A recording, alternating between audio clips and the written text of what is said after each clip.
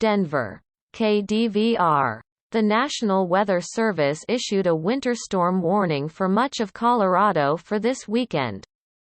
Snow is expected to begin Saturday afternoon and continue through Sunday and into Monday morning.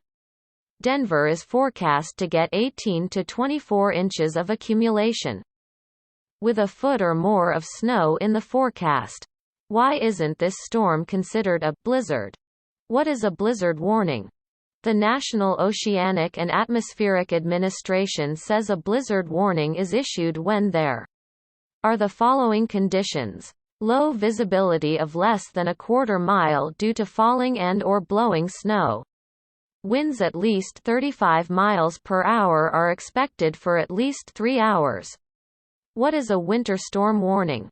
NOAA says a winter storm warning is issued for the following conditions: heavy snow of at least 6 inches in 12 hours, or at least 8 inches in 24 hours, is expected. It can also be issued if sleet accumulation will be at least half an inch. Hazardous driving is expected with this weekend's winter storm. Heavy snow will cause reduced visibilities, making driving nearly impossible at times. However, strong winds are not expected with this storm, which is why a blizzard warning was not issued. Some parts of Wyoming and Nebraska are under a blizzard warning due to expected strong winds.